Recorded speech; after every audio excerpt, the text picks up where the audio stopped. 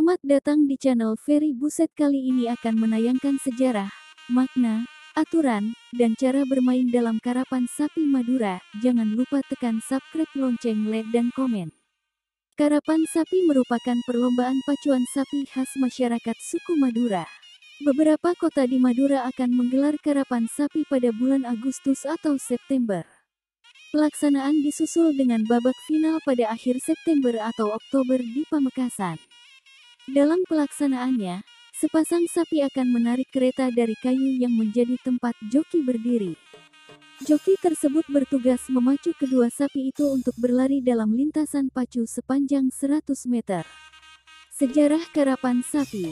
Kemunculan karapan sapi tidak dapat dipisahkan dari kondisi tanah di Madura yang kurang subur.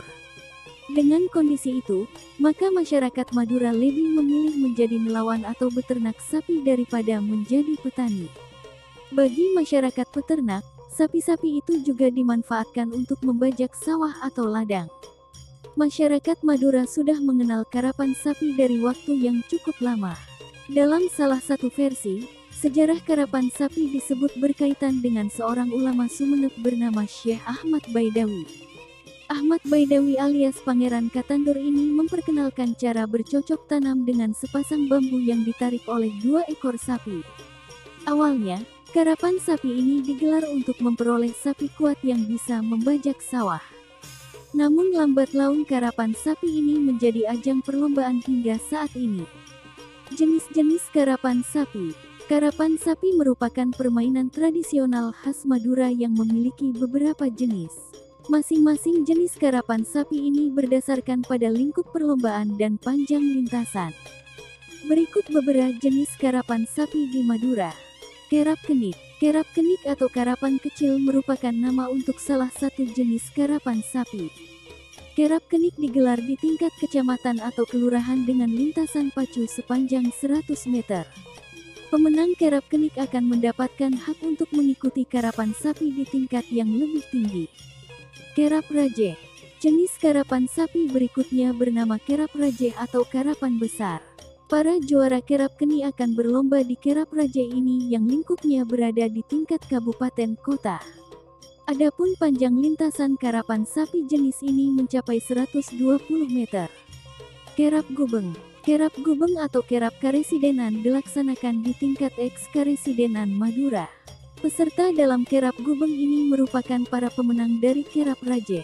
Karapan sapi jenis ini diselenggarakan pada hari Minggu sebagai acara puncak untuk mengakhiri musim karapan.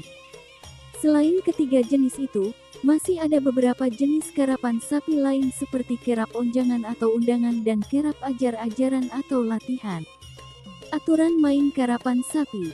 Karapan sapi merupakan perlombaan pacu sapi yang cukup singkat karena lintasannya hanya 100 meter saja. Dengan lintasan tersebut, karapan sapi bisa digelar dalam waktu 10 detik hingga 1 menit. Sebelum lomba dimulai, semua sapi akan diarak mengelilingi arena dengan diiringi oleh gamelan Madura bernama saronen. Tujuan dari keliling ini adalah agar otot-otot sapi yang akan dipacu bisa lemas. Selain itu juga untuk memamerkan keindahan pakaian dan hiasan yang dikenakan sapi. Setelah iring-iringan selesai, pakaian dan hiasan sapi akan dilepas. Kemudian lomba dimulai dengan menentukan klasemen peserta. Nantinya, sapi yang berhasil berada di papan atas akan berlomba dengan sapi dari kelompok papan bawah. Sistem gugur diterapkan pada babak penyisihan. Artinya sapi yang kalah akan gugur. Sedangkan sapi yang menang akan berhadapan dengan sapi pemenang pada pertandingan yang lain. Demikian seterusnya hingga memasuki babak final untuk mendapatkan pemenang utama dalam perlombaan. Cukup sampai di sini dulu, tunggu berita selanjutnya di channel Ferry Buset.